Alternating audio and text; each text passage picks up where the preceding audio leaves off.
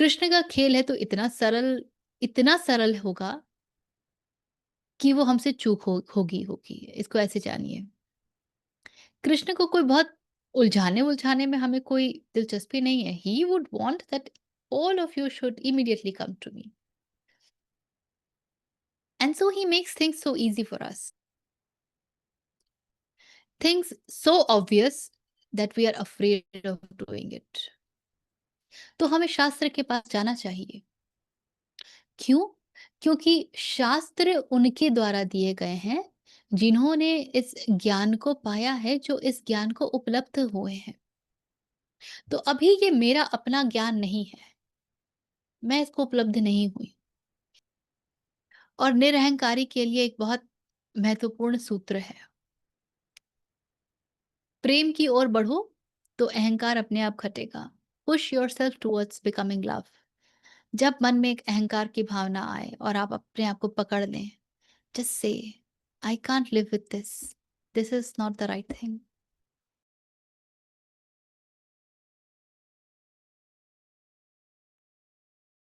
Please close your eyes and observe silence for a little while.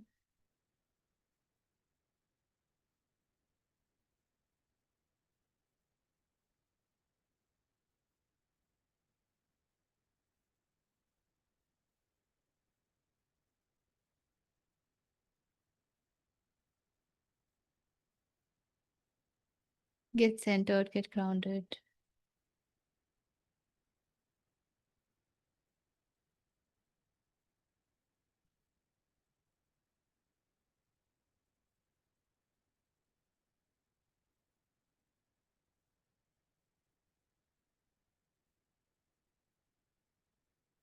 May we be blessed with divine intervention.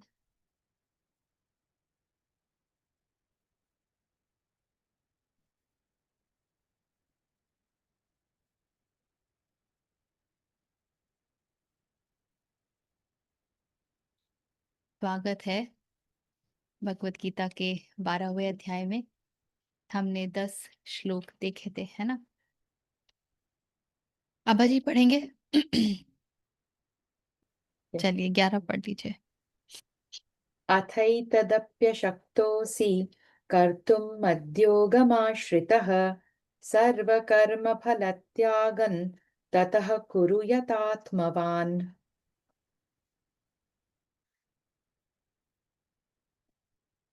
अथ एतत् अपि अशक्तः। पीछे वो कहते हैं कि किस प्रकार step by step guidance he has given, what is to be done. First he says fix your mind on me only, and then your intellect. उसके बाद कहते हैं कि if you are unable to fix your mind on me only, then do अभ्यास yoga. Fix your mind on me via अभ्यास योगा. उसके बाद कहते हैं कि अगर अभ्यास योग में भी वो भी कर पाने में आप असफल हैं, if you can't do that also, then do every work with me in your intention and all the action for my sake. और अब कह रहे हैं कि अगर ये भी नहीं कर सकते, if you are unable to do even this, अथ एतत् अभि अशक्तः, ये भी नहीं कर सकते, असि कर्तुम मद योगम आश्रितः। असि कर्तुम, you are to work मद योगम, कैसे? With devotion to me, taking refuge in me, मुझ में आश्रित होकर के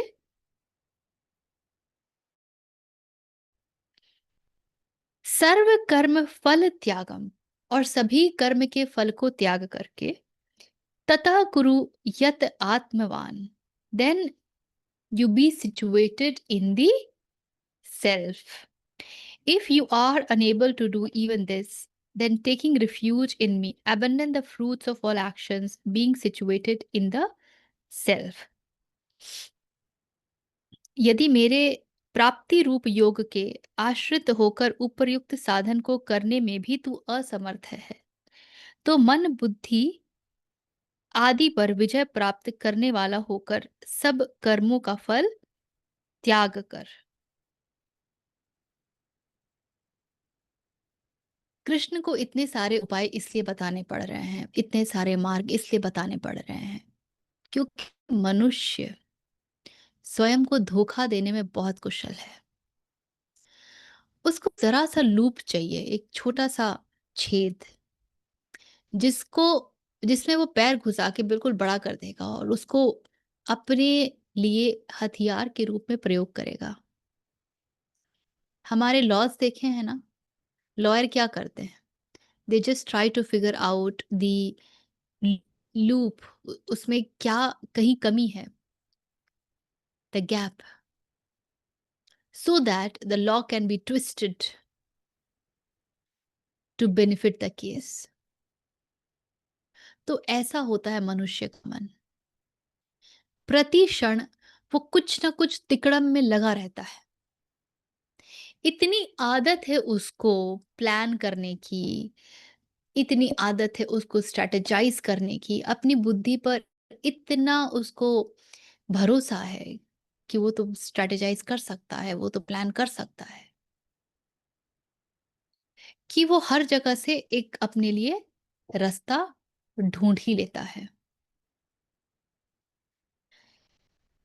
तो कृष्ण को चारों ओर से हमें घेरना पड़ता है। That's why he is the biggest of the psychologist, psychoanalyst. तो अब कहते हैं कि अगर ये भी नहीं कर सकते कि सारा कुछ मेरे लिए करो, मुझ में अर्पित होकर के मुझ में अर्पित कर करके करो, तो बस मुझ में आश्रय ले लो और कामनाओं सारे कर्मों की फल का त्याग करो और सेल्फ में स्थित हो जाओ। तो अगर किसी भी कर्म का कोई फल चाहिए ही नहीं, तो फिर मनुष्य पूछता है कि तो फिर मैं करूँ ही क्यों? और वासना यदि इतनी बुरी है तो मुझे दिए ही क्यों? कि मुझे कोई भी कर्म अपनी इच्छा के लिए करने की आवश्यकता पड़े? तो थोड़ा-सा गहरे उतरने से ये बात स्पष्ट होती है हमें कि वासना तो आवश्यक है जीवन में, इच्छा तो आवश्यक है। यदि इच्छा ना हो तो प्रभु इच्छा भी कैसे हो पाएगी? तो इनिशियली हम छोटे-छोटे खिलौनों से खुश हो जाते हैं, फिर अतृप्ति बढ़ती है, तो जैसे-जैसे हम बड़े होते हैं, समाज में प्रतिष्ठा, पैसा, धन-लोलुपता, लाभ-हानि, इनकी कामना बढ़ती है। फिर एक समय आता है जब कामातुर भी होते हैं, फिर आगे और प्रतिष्ठा और धन उसकी तलाश में लगे रहते हैं। पर वो सब एक संकेत भर होते हैं। कृष्ण का खेल है तो इतना सरल होगा कि वो हमसे चूक होगी। इसको ऐसे जानिए।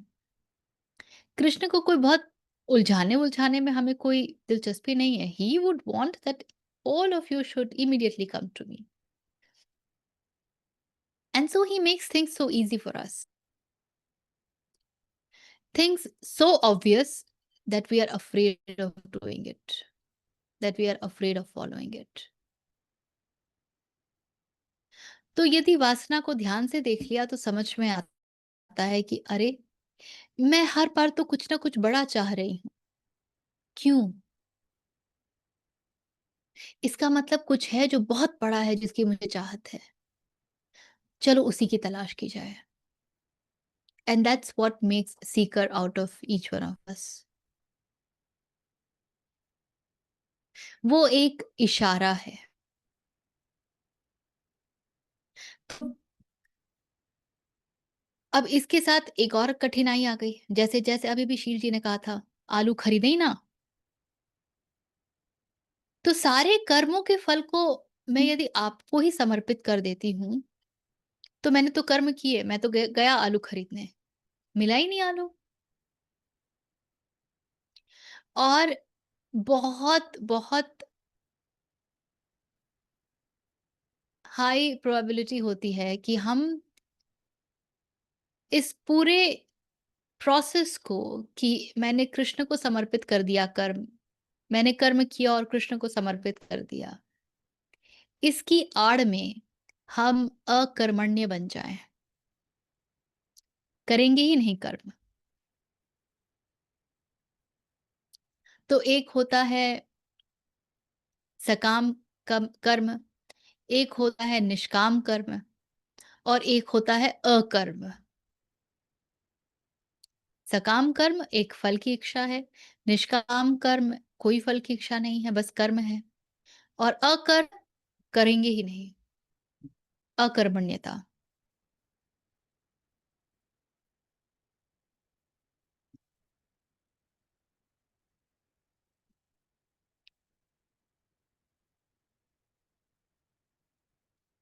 तो यदि थोड़ा भरोसा आँख मूंद करके कृष्ण पर कर सकते हैं, तो फल उनके ऊपर छोड़ दिया जाए, शायद कुछ आसान होगा। पर ये तो प्रयोग करके ही देखना पड़ेगा। ऐसे बैठ के तो बहुत मुश्किल है। और ये पूरी तरीके से निर्भर करेगा कि हमारी क्या वृत्तियाँ हैं, हमारी संरचना में राजसिकता कितनी है, तामसिकता कितनी है, सात्विकता कितनी है, कि हम वाक़ई कर्मफल छोड़ पा रहे हैं। जो जितना सात्विक होगा उसके लिए उतना आसान होगा। पर यदि रजस भरा हुआ है, तब तो बहुत कठिनाई होगी। क्योंकि रजस तो आपको दौड़ाएगा, आपको बोलेगा कि भई जाओ, ये करो, वो करो। फिर वो भगाता है तो वो कुछ कामनाओं के साथ भगाता है। तो शायद renouncing fruits of all actions, सर्व कर्म फल त्यागम कठिन हो जाए। तो इन सारे तरीकों में बहुत आवश्यक है कि ये थोड़ा देखें कि मेरे लिए कौन-सा तरीका है।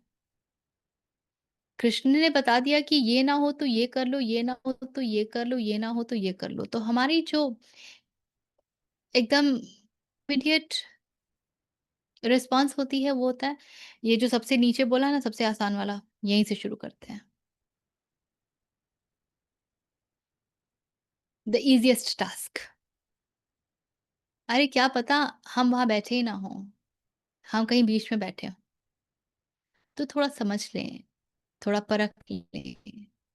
मैं किसके साथ ज़्यादा अलाइन्ड हूँ, मेरे लिए क्या ज़्यादा सहज है, और उसके अनुसार कार्य कर लें। ठीक है? 12वाँ। श्रेयो हि ज्ञानमभ्यासाच् ज्ञानाध्यानं विशिष्यते ध्यानात् कर्मफलत्यागस् त्यागाच्छान्तिरनन्तरम्।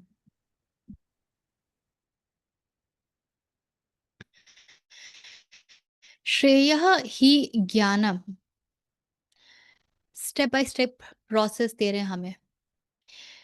ज्ञान श्रेष्ठ है, किससे? अभ्यासात, अभ्यास से। कैसे अभ्यास से? ये जानना ज़रूरी है। जो अभ्यास अंधाधुंध है, बिना क्लैरिटी का है, just for the sake of practice make man perfect वाले कॉन्सेप्ट पर है, जिसमें किसी प्रकार का बोध नहीं है, मैकेनिकल है, रोबोटिक है, ऐसे अभ्यास से ज्ञान श्रेष्ठ है। ध्यानम विशिष्यते, पर ध्यान उससे भी ज्यादा विशिष्ट है। ध्यानात कर्म फल त्याग, लेकिन ध्यान से कर्म फल त्याग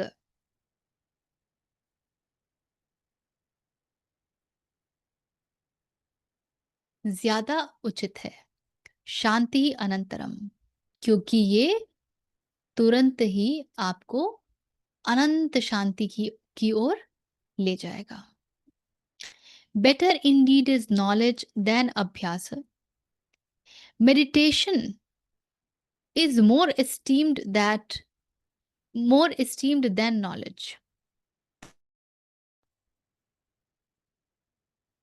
ध्यान किसके साथ? सिर्फ कोरा ध्यान नहीं, ध्यान with knowledge is more esteemed than mere knowledge. Than meditation, the renunciation of fruit of action. और मेडिटेशन से ज्यादा कर्म फल त्याग उचित है, because peace immediately follows renunciation. क्या कहते हैं गीब्रिस में? मर्म को न जानकर किए हुए अभ्यास से ज्ञान श्रेष्ठ है। ज्ञान से मुझ परमेश्वर के स्वरूप का ध्यान श्रेष्ठ है, और ध्यान से भी सब कर्मों के फल का त्याग श्रेष्ठ है, क्योंकि त्याग से तत्काल ही परम शांति होती है।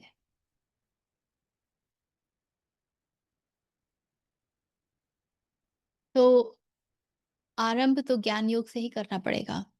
ज्ञान श्रेष्ठ है, क्लैरिटी आवश्यक है, जानना आवश्यक है कि द्वैत क्या है, अद्वैत क्या है, माया क्या है, मन कैसे कार्य करता है, अंतःकरण क्या है, वासनाएं क्या हैं।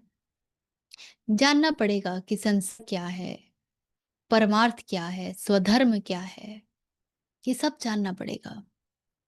इसके बिना तो बात नहीं बनेगी।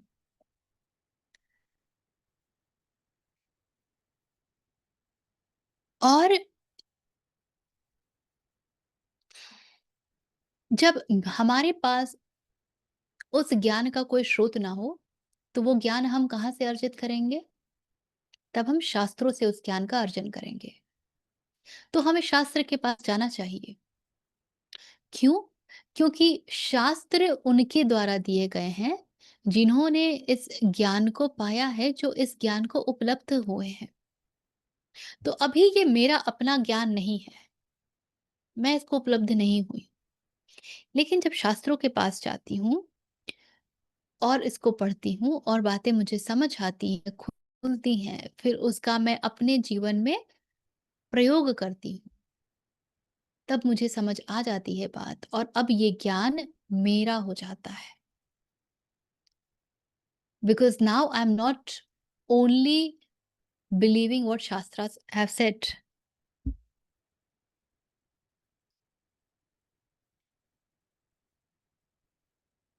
लेकिन फिर कृष्ण कहते हैं कि भाई, ज्ञान अभी जो तुम्हें मिला है, वो कहीं से मिला है, उसे पहले अपना बनाओ। तो एक तो ज्ञान है कि भाई संसार क्या है, धर्म क्या है, वगैरह वगैरह। लेकिन अब ज्ञान की ऊंचाइयों तक जाना है, पराकाष्ठा में जाना है। और ज्ञान की पराकाष्ठा कहाँ है? पराविद्या में है। तो पराविद्या कैसे आएगी? पराविद्या सुन के नहीं आएगी। पराविद्या को उस नोइंग में, उस स्थान पर जाना है। तो उसके लिए कृष्ण कहते हैं तो फिर ध्यान में जाओ, क्योंकि ध्यान जो है आपको उस पराकाष्ठा तक ले जाने में सक्षम है।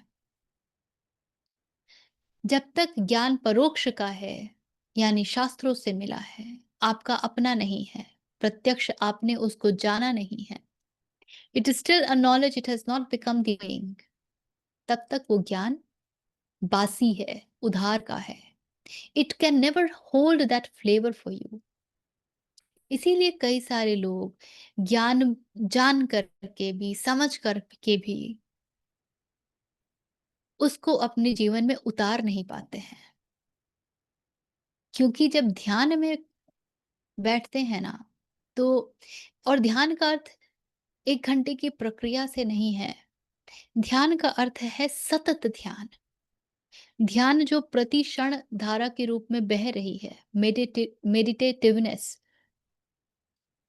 जो प्रति क्षण है, उस ध्यान में ये कैपेबिलिटी होती है, उसका ये सामर्थ्य होता है कि वो आपके भीतर के डीएनए में भी, उसके पैटर्न्स में भी चेंजेस ले आए। और जहाँ वहाँ पर परिवर्तन आएगा, आपकी वृत्तियाँ बदल जाएँगी, वृत्तियों का संहार होगा, उनका रेचन होगा, उनका डिसोल्यूशन होगा, और तब वो ज्ञान आपका अपना हो जाएगा, because you will live that, you will know that first hand. तो ध्यान श्रेष्ठ है। जब तक शास्त्रों से बस मिला हुआ ज्ञान है, उसका बोध नहीं है, तब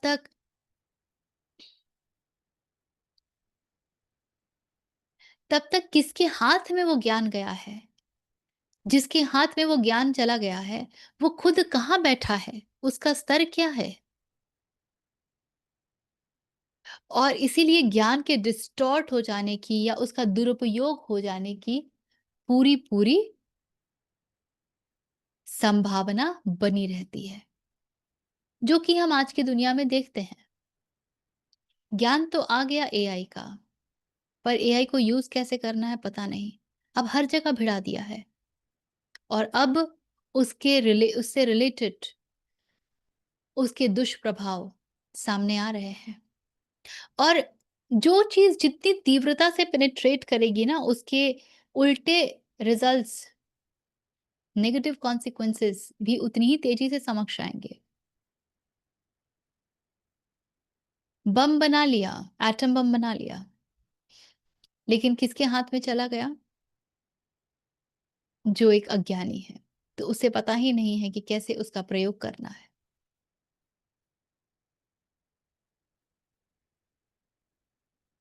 We say that we live in an era which has brought to us the maximum comfort. At the same time, the truth is the level at which suicides, depression, sadness is prevailing, mental illness is prevailing, that is equally high. Does that not tell us that we are not actually made for comfort? We are not designed for comfort. We are designed to be people who can put in their sweat into action. We are designed for that. And when we don't understand that, and we have gained certain knowledge, and we have applied it without wisdom, then the resultant cannot be pleasurable one. तो ज्ञान से ध्यान श्रेष्ठ है। अब इसमें एक और अड़चन आती है। ध्यान कौन कर रहा है? देखो, मैं ध्यानी हूँ। I am the meditator. ध्यान था स्वयं को गिराने के लिए, लेकिन अब वो बलशाली हो गया है, क्योंकि मैंने कह दिया कि देखो, मैं मेडिटेट करती हूँ ना। अहंकार और प्रगाढ़ हो गया, और इसलिए फिर कृष्ण कहते हैं कि इससे भी ज्यादा उत्तम है कर्मफल का त्याग करो। And the moment you renounce all the result that comes, and you say, okay, result has come because the existence wanted it to be like this. Had existence not supported, yes Parul ji, ज्ञानी उससे भी गहरे कुएं में गिरता है। कुछ याद है ईशा उपनिषद? अज्ञानी अंधे कुएं में गिरता है, और ज्ञानी उससे भी गहरे अंधे कुएं में गिरता है।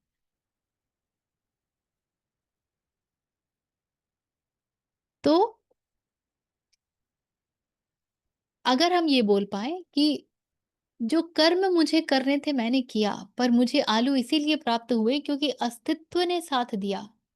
अगर वो सारे दूसरे दुकान बंद होते तो, बारिश इतनी हो रही है, उनके पास आलू ही ना होता तो, मंडी से वो नहीं ला पाए होते तो, तब आप कहते हैं कि अस्तित्व धन्यवाद। और ये है कर्मफल का त्याग। इसलिए फिर कृष्ण कहते हैं कि सबसे उत्तम है कर्मफल का त्याग कर दो, क्योंकि ये तुरंत शांति लेके आता है। क्यों शांति लेके आता है ये? क्योंकि जब तक हम कुछ कर रहे हैं, चाहे हम ज्ञानार्जन कर रहे हैं, चाहे हम ध्यान कर रहे हैं, मन की वृत्ति है और इतना कठिन है, अभी तो वृत्ति के पार हम गए नहीं ना।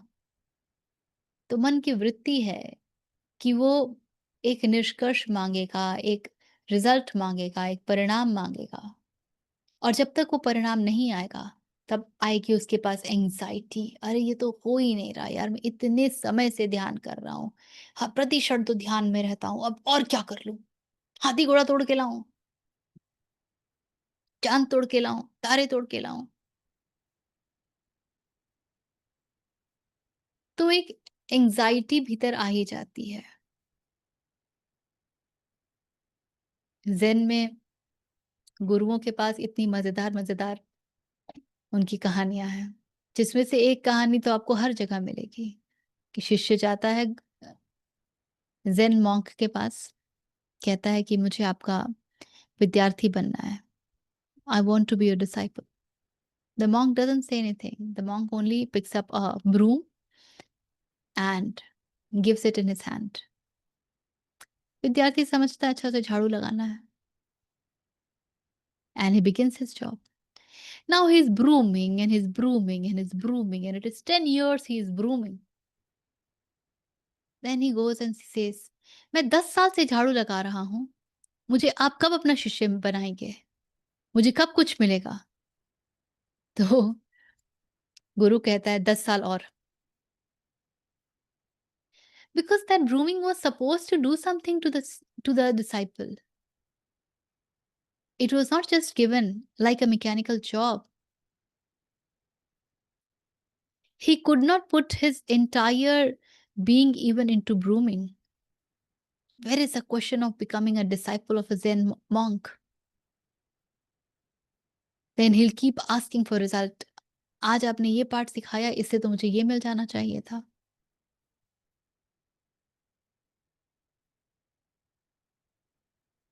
इसलिए कर्मफल का त्याग। एक इंसाइट है ऋचा जी, जो हुँ, लास्ट बोलिए। सेशन में से भी थी।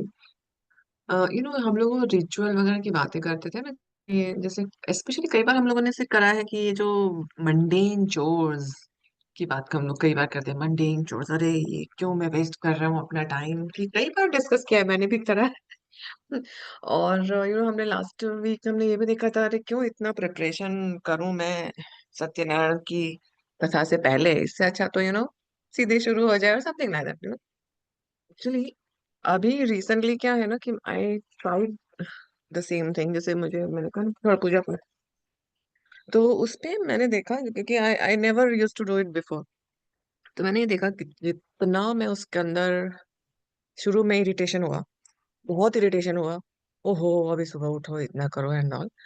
फिर एक दिन ना मुझे लगा, अब मैं कब तक इससे इरिटेशन से मैं मुझे करना तो है ही है, और ये तो हाउस होल्ड चोर के लिए भी द सेम थिंग अप्लाइड। सो वो जैसे मैंने करना शुरू किया ना, जैसे एक एक जैसे मूर्ति को वैसे आप क्लीन कर रहे हो, वो सब झाड़ू पोछा जो भी लगा रहे हो, ऐसे करते करते ना I realise there is something inside me getting same feeling, जैसा कि मैं अपने आप के अंदर क्लेंस हो रही हूँ। जैसे टीका लगा रहे हो तो मुझे लगा चलो मैं अपने को भी लगा लूं। ऐसे करते करते ना वो एक कनेक्शन ऐसा बन गया कि बाय द टाइम जो पूजा शुरू हुई ना, उस दिन की पूजा का कुछ इफेक्ट वो something out of the world.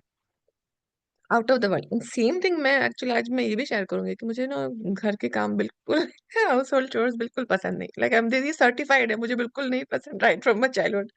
मुझे ऐसा लगता है ओहो मेरा टाइम वेस्ट हो रहा है। So years and years my my situation, years and years I was like कि नहीं नहीं resisting, I had 3 maids and all I was resisting so much. Then पता है क्या हुआ, एक दिन मुझे ऐसा लगा मुझे करना ही है, अब मैं कितने दिन रोऊँगी। I used to literally cry and then when I just stopped doing it, और फिर उसके अंदर जब मैं ऐसे वो हो गई पूरी, उसके अंदर से एक एकात्मक जैसे कहते हैं ना, एकदम एकाग्र, आई realise there's something very deep, something inside I got connected to inner being, you know?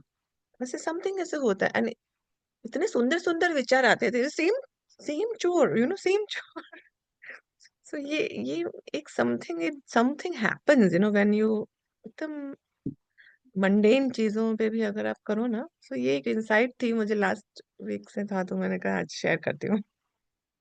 So mundane chores are also like ना, ऐसे कहते हैं ना, जैसे झाड़ू लगाना, वो झाड़ू एक्चुअली अगर उसने बहुत ध्यान से लगाया होता है ना, तो आई कैन अंडरस्टैंड कि झाड़ू लगाते-लगाते जो इनसाइट एक्चुअली, बिकॉज़ मुझे practically when I do it sometimes I get amazing. मुझे एक्चुअली किचन में ना I have got a diary, कि जब भी कोई इनसाइट एक्चुअली ये जो भी इनसाइट्स आती है ना, what I share with you, ये all these are like written in a diary in you know, which stage in the kitchen while doing the mundane chores. So it is really, so these chores can also be like really important if you don't resist it. So ये मुझे share करना था।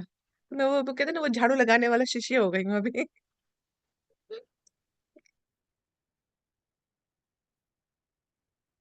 ये बहुत मज़ेदार बात है। हम सबको भोजन चाहिए, पर पकाना कोई नहीं चाहता। हम सबको साफ थाली चाहिए, पर धोना कोई नहीं चाहता। हम सबको साफ घर चाहिए, साफ बाथरूम चाहिए, लेकिन सफाई कोई करना नहीं चाहता। तो कैसे होगा? वो आपके ही जीवन का हिस्सा है ना। आप जो ग्रहण करते हैं भोजन के रूप में, वो आपकी ही वृत्तियों के ऊपर तो प्रभाव डालता है ना। आप जिस वातावरण में रहते हैं, तो वहाँ जो ऊर्जा पनपती है, आपको ही आपके ही ऊपर प्रभाव डालता है ना। आप जैसे किसी चौल जैसे इलाके में जाते हैं या जहाँ बहुत खच्चर-पच्चर है, तो कोई बहुत रिफ्रेशिंग एनर्जी फ़ील होती है क्या? नहीं होती है। ऐसे घर में जाएँ जहाँ पर हवन होते हैं, श्लोक चैंटिंग होती है, वहाँ की ऊर्जा बिल्कुल भिन्न है ना। तो वो ऊर्जा कौन कंज़्यूम कर रहा है? उसका आनंद कौन उठा रहा है? उसका जो बेनिफिट है वो कौन ले रहा है? हम ही तो ले रहे हैं ना। तो जो चाहिए उसको बनाने की ज़िम्मेदारी भी तो अपनी है। हाँ, आपसे ये कोई नहीं कह रहा है कि आप दिन भर बिल्कुल व्यंजन पकाने में लग जाएँ। शरीर की आवश्यकता भोजन है, भोजन घंटे भर में पकाया जा सकता है। किसी ने नहीं कहा कि पनीर मखनी बनाओ और अ, मटन कोरमा बनाओ। सीधी रोटी-सब्ज़ी बन सकती है और वो बहुत कम समय में बन सकती है और वो बहुत स्वादिष्ट भी होती है और वो आपका पोषण भी करती है।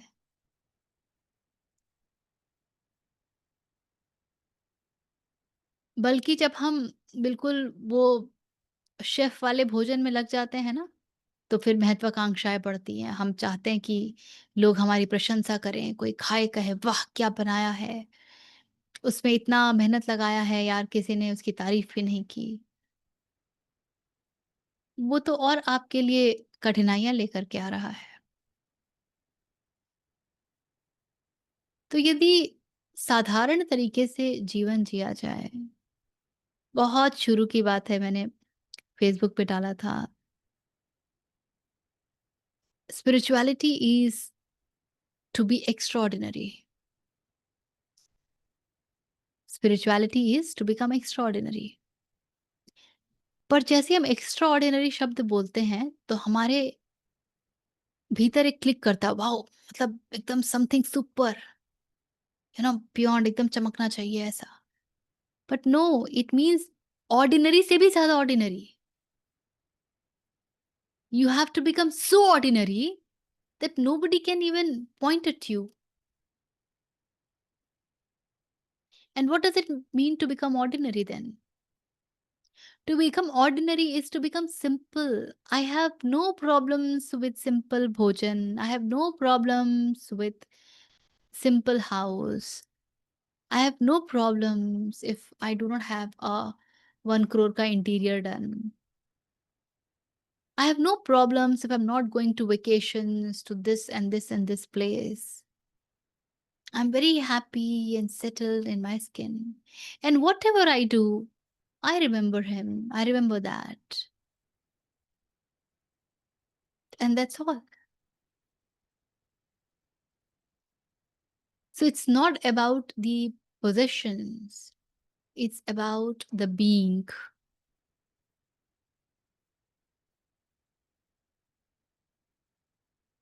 और ये हमारे भीतर बहुत बैठ गई है बात कि ऑर्डिनरी काम नहीं करने।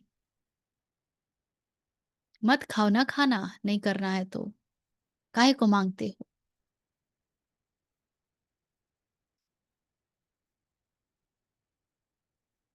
इसीलिए जब खरीदने जाते भी हैं ना भोजन, तो सादा भोजन मिलता नहीं है कहीं। कोई दाल-भात चोखा बेच रहा होता है, बेचेंगे तो कढ़ाई पनीर और मशरूम बिरयानी और पता नहीं क्या-क्या। क्योंकि हम माँगते ही वो सब है ना।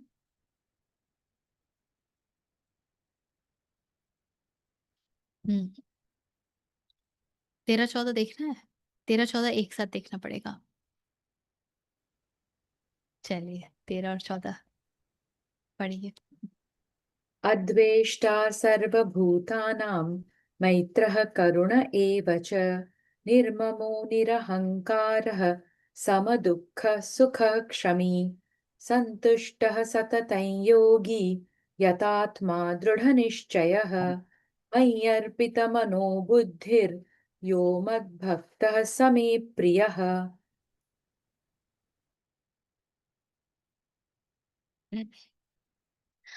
अद्वेष्टा,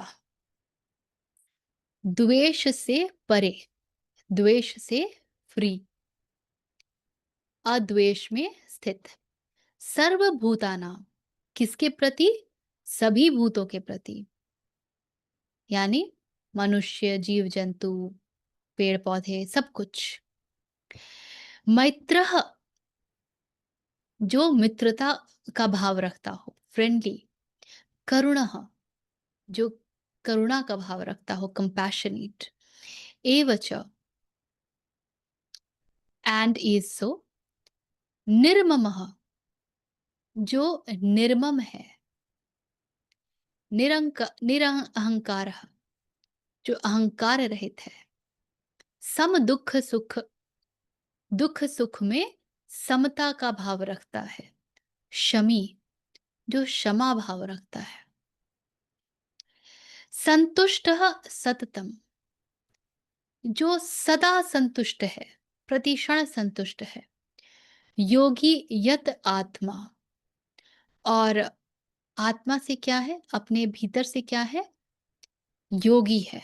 वो योगी जो यत आत्मा सेल्फ कंट्रोल्ड है, दृढ़ निश्चय, और दृढ़ निश्चय में स्थित है। मयि अर्पित, मुझे अर्पित कर देता है। क्या अर्पित करता है? मनः बुद्धि, अपने मन को, यानी माइंड को, मनस को, और इंटेलेक्ट को, बुद्धि को। यह मत, ऐसा मेरा मानना है, ऐसा मैं कहता हूं। भक्तः सह मे प्रियः, ऐसा भक्त मुझे प्रिय है। He who is free from hatred towards all creatures and is friendly and compassionate, who is free from the feeling of I and mine, equanimous in pain and pleasure, forgiving, ever content, steady in meditation, self controlled, and possessed of firm conviction, with manas and intellect fixed on me, he who is thus devoted to me is dear to me.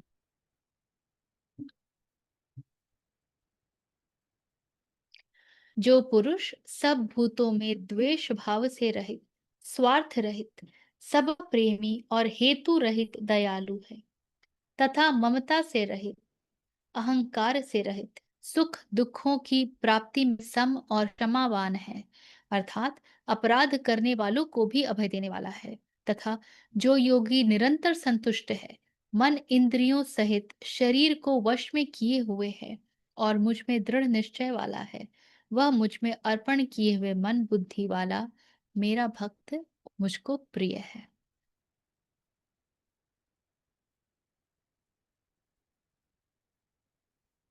हम जो भी कुछ करते हैं, खास करके जिसको कि हम ईश्वर के मार्ग पर करते हैं, ऐसा कहते हैं, हमारी सारे कर्म कांड खास करके। और इसके अलावा ऐसे भी जब हम कहते हैं कि हमें एथिकल होना चाहिए, हमें मॉरल होना चाहिए, हमारा कॉन्शियंस जो है वो गलत बातों के लिए अलाउ नहीं करे, हमने एक जस्टिस का सिस्टम क्रिएट किया है, हमने सही और गलत की के लिए रूपरेखा रखी है, उनके मापदंड रखे हैं। क्यों रखे हैं हमने? क्यों हमको ह्यूमैनिटी के साथ चलना चाहिए? क्यों हमको हम्बल होना चाहिए? ये सब कुछ इसलिए क्योंकि हम ईश्वर के निकट जाना चाहते हैं। और ये प्रश्न हमारे भीतर सदियों से रहा है कि ईश्वर क्या चाहता है? अपने कठिन क्षणों में हमने पुकारते समय ये कहा है ना, तुम चाहते क्या हो आखिरकार? कहा है ना हमने? हमने सुना है कईयों को कहते, कर तो दिया सब कुछ, फिर भी मेरे कष्ट नहीं उबारते। क्या चाहते हो तुम? क्या करूँ मैं? तो हम जो कुछ भी करते हैं, हम ये सोचकर करते हैं कि वही तो ईश्वर चाहता है। तो ईश्वर वाक़ई क्या चाहता है? ईश्वर को कौन प्रिय है? ये प्रश्न मनुष्य ने सदा पूछा है, अलग-अलग रूप से पूछा है, अलग-अलग स्थितियों में, अलग-अलग प्रश्नों के द्वारा पूछा है। कोई कहता है कि मैं गरीबों को भोजन कराता हूँ, क्योंकि जो गरीबों को भोजन कराता है, वो ईश्वर को बहुत प्रिय है। कोई कहता है मैं जस्टिस दिलाता हूँ, न्याय दिलाता हूँ, क्योंकि ईश्वर न्याय प्रिय है। कोई कहता है मैं सारे धर्म से संबंधित कार्य करता हूँ, क्योंकि ईश्वर को पाने के लिए धर्म का ही मार्ग चुनना होता है। तो अपने-अपने तरीकों से कहते हैं ना कि अरे भाई आखिर उसको मुँह दिखाना है, मैं ये कैसे कर दूँ? उसको मुँह दिखाना है, ये बात हमारे भीतर गहरे बैठी होती है। तो कृष्ण उद्घाटित कर रहे हैं कि कौन है मुझे प्रिय? अब जब तुम इतना पूछ ही रहे हो, जानना ही चाहते हो, तो सुनो कि कौन है मुझे प्रिय?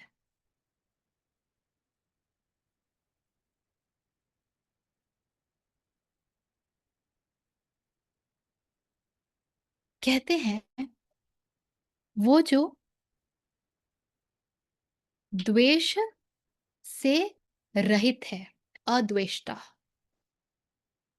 द्वेष से रहित हो जाना क्या होता है? राग द्वेष, या तो किसी के प्रति अटैचमेंट या किसी से मेजर रिपल्शन, ये हमारे जीवन को संचालित करते हैं। हम क्या सोचते हैं, क्या करते हैं, क्यों करते हैं, उसके पीछे my must haves and must not have. I do not want this person in my life. I definitely want this to happen in my life. तो कह रहे हैं जो द्वेष से ऊपर उठ गया, निर्दोष हो गया, जो द्वेष के बारे में सोचता ही ना, जिसे द्वेष समझ ही नहीं आती, अरे द्वेष कैसा भाई? और यदि द्वेष नहीं रहेगा तो भूलिएगा मत राग भी नहीं बचेगा। इट इज इम्पॉसिबल कि आपको द्वेष ना रहे किंतु राग रह जाए, क्योंकि अगर अटैचमेंट है, राग है, तो बिल्कुल तय बात है कि उसका जो विपरीत है उससे आप भागते भी हैं। यदि ये मेरा बच्चा है तो भाई पड़ोसी का बच्चा थोड़ा कम तो जरूर है मेरे बच्चे से। यदि ये मेरा घर है तो पड़ोसी के घर से मुझे या तो लालच ही आएगा या मुझे लगेगा नहीं नहीं, not that, I will not keep my house like that. तो ये दोनों साथ साथ तिरोहित होते हैं। तो कृष्ण कहते हैं कैसे रहो, निर्द्वेष रहित रहो। फिर कहते हैं और द्वेष रहित किसके प्रति रहो? कोई चुनाव नहीं कर सकता कि देखो मैं तो सभी मनुष्यों को समान मानता हूं लेकिन जानवरों को मार के खाता हूं। द्वेष रहित समष्टि के प्रति, पूर्ण अस्तित्व के प्रति। तो कहीं भी अ फीलिंग ऑफ प्रेफरेंस ना हो। I prefer this, I do not prefer that, I like this, I do not like that. तो सहज हो गए, complete acceptance. Then he says जिसके जो जिसके पास मैत्री है, करुणा है।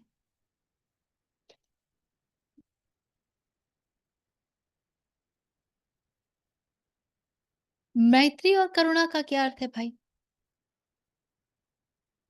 क्योंकि हम तो जिस मित्रता को जानते हैं वहां तो उसका पूर्व द्वैत शत्रुता खड़ा ही है ना। तो ये किस मित्रता की बात कर रहे हैं? जब समष्टि के प्रति आप द्वेष रहित हैं तो आपकी समष्टि से मित्रता है, यानी मित्रता आपका स्वभाव है। आप मित्रता पे स्थापित हैं। किसी के प्रति आपकी शत्रुता हो ही नहीं सकती। ये वो मित्रता नहीं है जिसका एक डुअल ऑपोजिट है। ये मित्रता है एक प्रेम भाव। जब हमारे भीतर प्रेम का भाव होता है ना तो उसका जो एक्सटर्नल एक्सप्रेशन होता है वो होता है फ्रेंडलीनेस का। आप थोड़ा ध्यान दीजिएगा। When I have become love, I am sthit in love, then how do I relate to everything outside? With lot of compassion and friendship. जो भी आया है उसका स्वागत है। जो जैसे आता है बिना जजमेंट के, बिना लेबलिंग के, बिना बायसेस के, प्रेजुडिसेस के, प्रेफरेंसेस के, उसका स्वागत है। आप ये नहीं कहते कि अरे देखो इसको ना शास्त्रों में कोई रुचि नहीं है, संसार में बसा हुआ है। आप ये कह पाते उसकी भी यात्रा है, एक दिन उसके लिए भी कुछ ना कुछ खुलेगा। ईश्वर उसके लिए मार्ग जल्दी बनाए। तो भाव ही बदल जाता है। और जहां आप इस भाव में स्थित होते हैं ना, वहां आपके प्रयोजन खत्म हो जाते हैं। जब आप कहते हैं कि अरे देखो ये तो धर्म विरुद्ध है, तो आपका प्रयोजन है कि मैं तो जो धर्म के साथ है उनके साथ रहती हूँ, तो भाई मैं तो विशिष्ट हूँ, मैं तो ऊंचे स्थान पर बैठी हूँ, और अपने प्रति कई सारी धारणाएं और छवियां। पर जैसे ही आपने कह दिया कोई बात नहीं, समय नहीं आया है, कर्म है, कुछ प्रारब्ध है, कुछ ईश्वर कृपा है, मैं प्रार्थना करूंगी कि कृपा जल्दी इन तक पहुंचे। तो आपने सब कुछ, सारे जजमेंट्स, सब कुछ एक किनारे रख दिया। तो कृष्ण कहते हैं ऐसा मैत्री और करुणा का भाव हो। कबीर कहते हैं कबीरा खड़ा बाजार में लिए लुकाठी हाथ, जो नहीं, ये नहीं, एक और है इनका। उम, ना काहू से दोस्ती, ना काहू से बैर। उम, भूल रही हूँ मैं। क्या खड़ा बाजार में मांगे सबकी खैर, ना काहू हुँ, से दोस्ती ना काहू से बैर। बाज़ार में खड़े होकर कह रहे हैं कबीरा खड़ा बाज़ार में, अलग नहीं कर लिया है खुद को, कि ये समाज तो निकृष्ट है, नीचा है। ये एक करुण हृदय की पुकार है। एक और है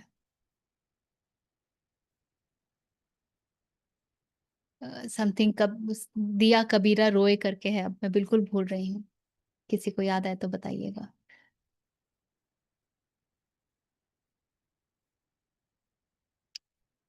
हुँ, निकाल के दूँगी खैर। वो तो चलती चाकी देख के दिया कबीरा रोए, दो पाटन के बीच में साबुत बचा न कोई। हाँ, ये भी है, एक और भी है, इसमें और भी 2-3 हैं। आई एम एब्सोल्यूटली फॉरगेटिंग जिसमें अ, कबीर चेताते भी हैं और मैं बिल्कुल भूल रही हूँ। खैर,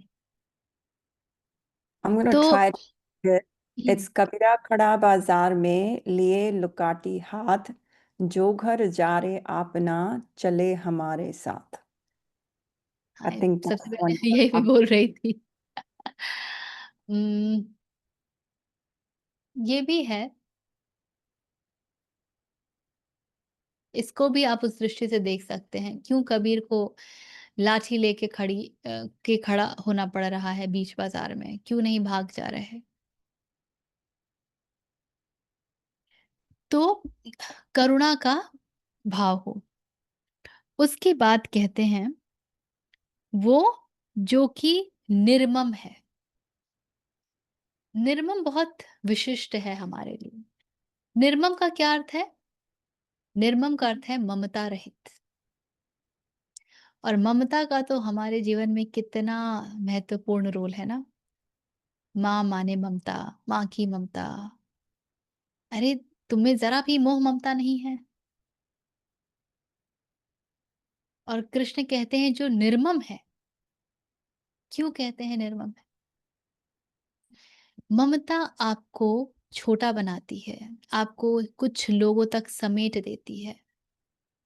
वो आपके भीतर अहंकार का भाव पैदा करती है। मेरा है। ममता मम से आया ना, मेरा। तो वो हमारे भीतर अहंकार का भाव पैदा करती है। जबकि प्रेम क्या कहता है? प्रेम कहता है सब तक। हर वो जो इसको इसमें भीग सकता है वो भीग ले, जो नहीं भीग सकता ईश्वर उस पर कृपा करें। और ममता कहती है नहीं नहीं, ये 2 मेरे बच्चे हैं, ये मेरे घर के लोग हैं, ये मेरे मित्रगण हैं, इनको मैं जानती हूँ, ये मेरे माता-पिता हैं, उनको पीछे करो। तो ममता रुका हुआ प्रेम है, जिससे दुर्गंध आती है। ममता सेलेक्टिव है, ममता बायस्ड है, प्रेजुडिस्ड है। तो कहते हैं कृष्ण निर्मम। और इसीलिए माँ की ममता में कोई खास बात नहीं होती है। माँ को ममतामयी बिल्कुल नहीं होना चाहिए, निर्मम होना चाहिए। क्योंकि प्रेम हित की बात करता है, ममता प्लेज़र की बात करेगी, सुख की बात करेगी। और जहाँ सुख होगा वहाँ दुःख तो होगा ही।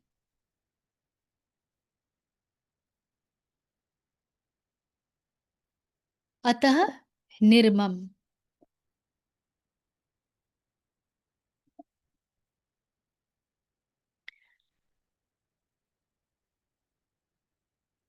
उसके बाद कहते हैं निरहंकार।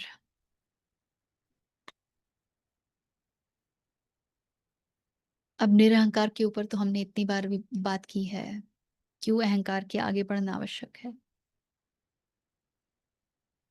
और निरहंकारी के लिए एक बहुत महत्वपूर्ण सूत्र है, प्रेम की ओर बढ़ो तो अहंकार अपने आप घटेगा।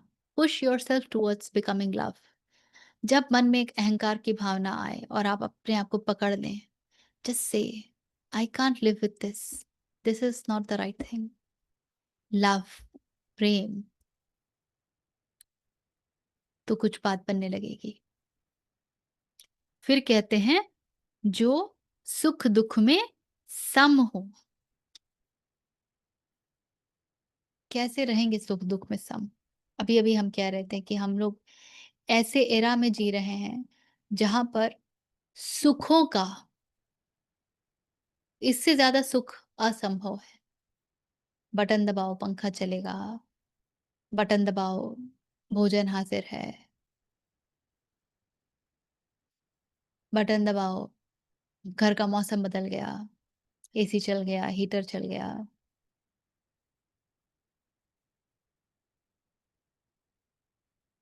कितने तरह तरह के कपड़े जो आपको बिल्कुल कोमल, कितना अच्छा महसूस कराते हैं। जूते चप्पल, पाँव में एक कांटा ना गड़े।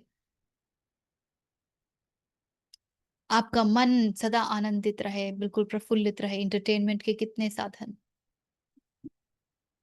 तो इससे ज्यादा सुख तो हमारे पास क्या ही होगा। और इसीलिए दुख भी बढ़ गए हैं। जितना हम अपने मन को और शरीर को सुख देने का प्रयास करते हैं, हमारे शरीर और मन ने ही उतना दुख दिया है। आज की स्वास्थ्य की स्थिति देखिए।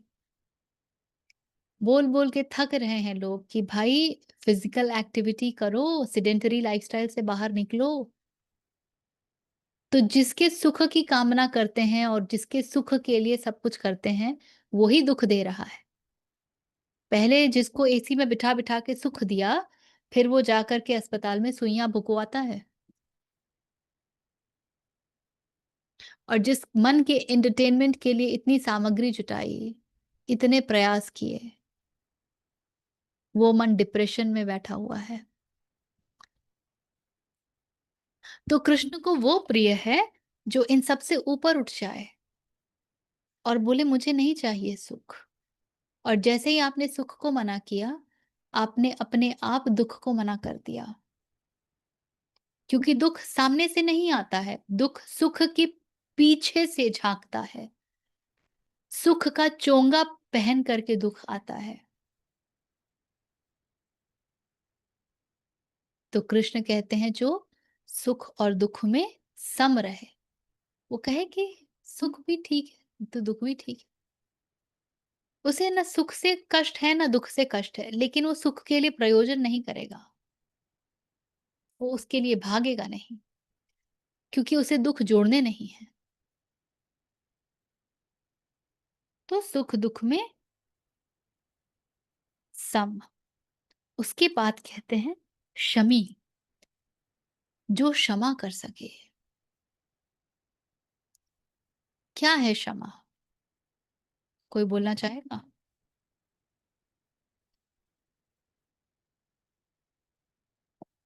क्षमा माने? आपने बहुत पहले एक बार ऐसे ही बात किया था कि क्षमा तब होता है जब कोई हर्ट हो रहा है, वो भी डायरेक्टली अपने अहंकार से ही रिलेटेड होता है।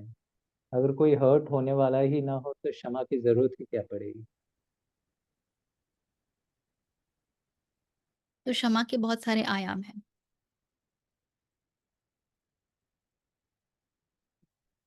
पहली बात तो ये कि क्षमा करने की आवश्यकता ही क्यों पड़ गई? भीतर कोई है जो, जिसके अहंकार पर कील ठुक गई है, तो वो आहत हुआ है। तो जो आहत हुआ है वो तिलमिला रहा है, तो वो कहता मैं तुम्हें क्षमा करता हूं क्योंकि तुमने मुझे आहत किया।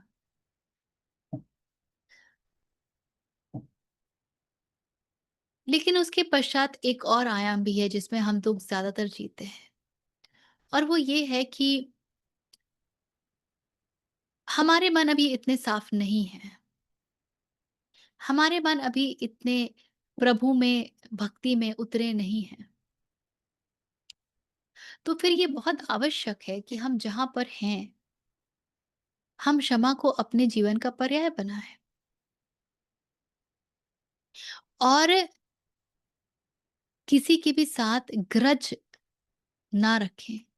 The moment we keep grudges, judgement, spices, the entire clan comes in, चला आता है।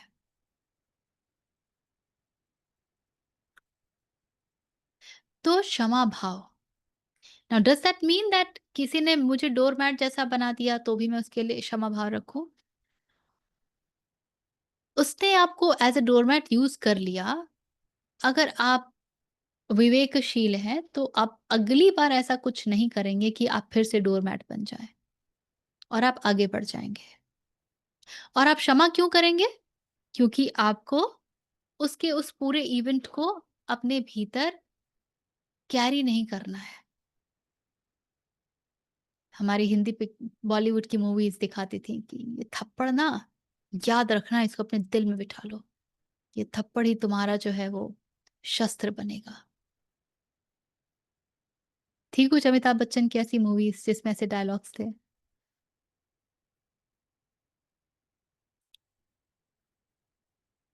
एक वो था ना, साहब मैं आज भी फेंके हुए पैसे नहीं लेता। तो क्षमा इसलिए क्योंकि इससे आगे बढ़ना है, वहीं अटके नहीं रहना है, उसको होल्ड नहीं करना है।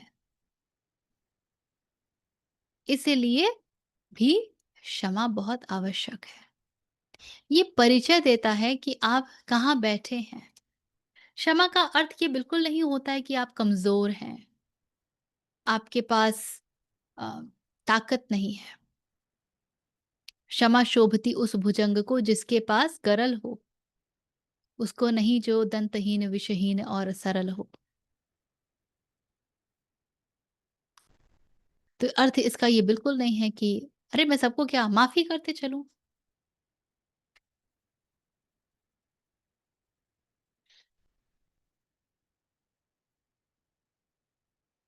माफ करते चलो क्योंकि उसके साथ जीवन में आगे सरोकार नहीं रखने, उनके साथ और कर्म नहीं बांधने, और उनसे आगे निकलो। यदि वही एपिसोड क्षमा करके रिपीट होने देते हो, तब क्षमा उमा कुछ नहीं किया तो कुछ समझ नहीं आई बात। तब दृष्टा नहीं थे, तब तुमने पूरी परिस्थिति को देखा ही नहीं, जाना ही नहीं, समझा ही नहीं।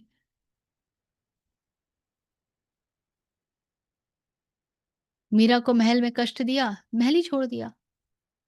तो मीरा कोई राजा को और पूरे महल को गाली देती थोड़ी फिरती थी। वो तो कृष्ण में रमी हुई है। अतः क्षमा।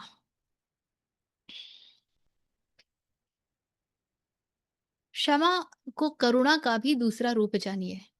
जो जिसमें करुणा नहीं है वो क्षमा नहीं कर सकता। जो ये नहीं कह सकता कि अभी इसका समय नहीं आया है, इसको अभी बात समझ नहीं आती।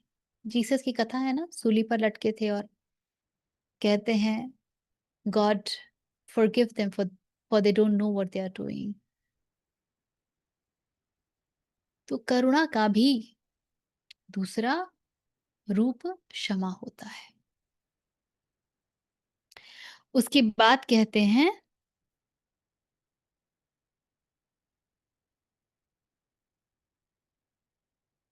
संतुष्ट। जितना है उसमें संतुष्ट है, यानी संसार के प्रति दौड़ नहीं है, संसार के प्रति दौड़ नहीं है, दृष्टि परम के प्रति है, संसार के प्रति नहीं है, इसलिए संतुष्ट है। संतुष्ट है तो वो ये नहीं कहता कि अरे जो मिला है मैं उसका भोग ना करूं, वो अस्वीकार कर दो। वो कहता है तो भी बहुत बढ़िया, और नहीं है तो भी कोई फर्क नहीं। उसके बाद कहते हैं योगीम सततम, जो सतत योगी है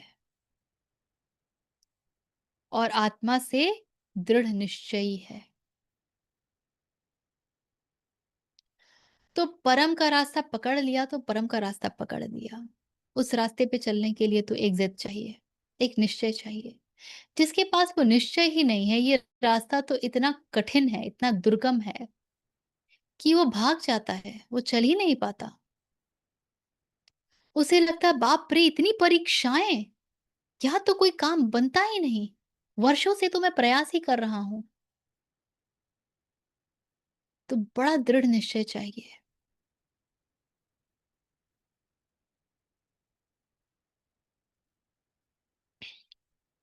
मयि अर्पित मन बुद्धि, जिसने अपने मन और बुद्धि को मुझ में अर्पित कर दिया है।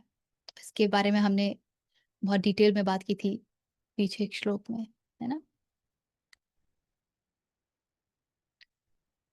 हमारी बुद्धि तो भ्रष्ट ही है, उसको लगा के जीवन चलाएंगे तो कृष्ण तो नहीं मिलेंगे। और फिर कहते हैं यह मत भक्त स मे प्रिय, ऐसा भक्त मुझे प्रिय है। तो क्या जो भक्त, जो व्यक्ति ऐसा नहीं है वो कृष्ण को प्रिय नहीं है? तो क्या कृष्ण पक्षपात करते हैं? नहीं, कृष्ण को सभी प्रिय हैं, लेकिन जो इस रास्ते में चलता है वो कृष्ण के प्रेम को अनुभव कर सकता है, जी सकता है, जान सकता है। जो इस मार्ग पर नहीं चलते हैं उसे कृष्ण के प्रेम का कोई अनुभव नहीं होगा। उसे कृष्ण अभी नहीं मिल सकते, क्योंकि उसकी पात्रता अभी वहां पहुंची ही नहीं। बस इतनी सी बात है। कृष्ण कोई पक्षपात नहीं कर रहे, पर हम ही उल्टा घड़ा बने हुए हैं। तो कृष्ण की अनुकंपा की वर्षा हमारे भीतर पहुंचेगी ही कैसे? सूर्य पहुंच रहा है, लेकिन हमने तो घर के सारे खिड़की दरवाजे बंद कर रखे हैं। तो कैसे उपलब्ध होंगे हम उस सनशाइन को? तो क्या सूर्य ने कोई पक्षपात किया कि जो घर के बाहर है मैं उसको मिलूंगा, जो घर के भीतर है उसको नहीं मिलूंगा? सूर्य हर जगह समान रूप से पड़ रहे हैं। मैं सूर्य को उपलब्ध होती हूँ कि नहीं ये मेरे हाथ में है। इसीलिए उन्हें ये प्रिय है, क्योंकि इनको कृष्ण के प्रेम का पता चल जाता है, अनुभव हो जाता है। और यदि आप कहीं और स्थित हैं तो आपको कृष्ण के प्रेम का अनुभव नहीं होगा, तो आप कहेंगे वो कृष्ण वृष्ण कुछ नहीं होता है, तुमको बेवकूफ बनाने के लिए सारे प्रपंच रचे गए हैं। Religion is the opium of masses. फिर आप इस तरह की बातों में ज्यादा भरोसा करेंगे, इस तरह के तर्कों को ज्यादा ध्यान देंगे। तर्क से तो काम चलेगा नहीं, क्योंकि बुद्धि तो कृष्ण को अर्पित करनी है, वहां समर्पण होना चाहिए। ठीक है, तो ये है 13-14। यहाँ पर विराम लेंगे, और यदि कोई विचार है, प्रश्न है, कुछ शेयर करना है तो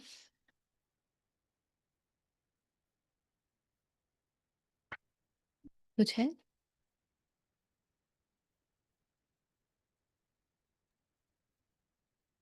मैं भी पिछले हफ्ते ऋचा जी आपका एक अटैचमेंट के ऊपर बहुत पहले एक सेशन हुआ था, बहुत पहले, अटैचमेंट इज पॉइजन, और जिसमें आपने एक बहुत ही बढ़िया चीज बोली थी कि जब तक अटैचमेंट से आप ऊपर नहीं उठते तब तक आप ऊपर भी जाएंगे ना तो अटैचमेंट आपको नीचे खींच लेगा। तो अटैचमेंट इज अ फाउंडेशन, मतलब आपका मन कितना क्लीन है ये बहुत ही जरूरी है। तो वो सेशन जब मैंने अभी दूसरी बारी मैंने सुना था, पहली बारी तो हो गया, वो आ गया, कैसे आ गया प्रभु की कृपा। मेरे को फर्स्ट टाइम ऐसा एक्सपीरियंस हुआ कि उस सेशन में, मतलब मैंने एक बार विद्या जी से और दूसरी बार पारुल जी ऐसी कहती थी, पारुल जी से मैंने सुना था कि this session is loaded with wisdom. मेरे को लगता था ये क्या बोलती है यार, मेरे को तो कभी समझ में ही नहीं आता। लेकिन कल उस दिन मेरे को ये समझ में आया कि भाई ऐसा भी होता है, और तभी मेरे को, और फिर ये पिछले हफ्ते में ऐसा हो रहा था। मेरे को ये विद्या जी ने एक बार ऐसे ही कहा था कि क्वेश्चंस आते हैं उसके साथ में आंसर्स भी आ जाते हैं। तो मेरे को वो रिलेट तो नहीं कर पाता, लेकिन ये दोनों चीज़ें मैं भी रिलेट कर रहा हूँ कि हाँ, क्वेश्चंस भी मन में उठते हैं और उसके आंसर्स भी आ जाते हैं। तो ये चीज़ें समझ में आ रही कि हाँ, ऐसा होता है। और ये काफ़ी ये जो विदय जी ने एक बार कहा था, मतलब आप भी कभी बताती हैं, ऐसे क्वेश्चन आते हैं और क्वेश्चन रिज़ॉल्व होते हैं, मतलब आंसर्स भी आ जाते हैं। तो ये डेली लाइफ में ऐसे होता है। ये 1-2 बारी मेरे साथ ऐसे हुआ, तो बहुत मज़ा आता है कि हाँ, फिर लगता है हाँ, कुछ हो रहा है अंदर ऐसे। तो इसको मैंने एक्सपीरियंस किया है, मेरे को मज़ा आया बहुत इसमें। धन्यवाद। लवली। इसीलिए कह रही थी कि अध्यात्म का मार्ग सरल नहीं होता है, क्योंकि जब व्यक्ति चलना शुरू करता है, तब उसको सिर्फ और सिर्फ कष्ट मिलते हैं, रोड़े मिलते हैं, अ, दिक्कतें मिलती हैं। उसको कुछ समझ नहीं आता है। लेकिन जब आप बने रहते हैं, तो धीरे-धीरे उन कष्टों ने आपको इतना तपा दिया है कि आपकी चमक निखरने लगती है। तब आपको चमक दिखने लगता है। पहले तो सिर्फ धूल, धूल, धूल, धूल और अंदर के जमे हुए कर्म सब बाहर आ रहे हैं एक-एक करके। और कष्ट, और कष्ट, और कष्ट। पर जब आप बने रहते हैं, तो फिर बात खुलने लगती है। और बहुत से लोग इसके पहले ही छोड़ देते हैं, ओवरवेल्म हो जाते हैं। ये कितना डिफिकल्ट है, कितना चैलेंजिंग है, ऐसा थोड़ी होता है, दिस इज़ नॉट नॉर्मल, अगर मैं ये सब करूँ तो मैं संसार में कैसे सर्वाइव करूँगा? और इस प्रकार के विचार आपको नीचे खींच लेते हैं। इस मार्ग पे चल रहे हैं, तो मन हल्का होगा, ये निश्चित है। जब मन हल्का होगा, तो मन ऊपर उठेगा, ये भी निश्चित है। जब ऊपर उठेगा, तो वो परम तक पहुँचेगा, ये भी निश्चित है।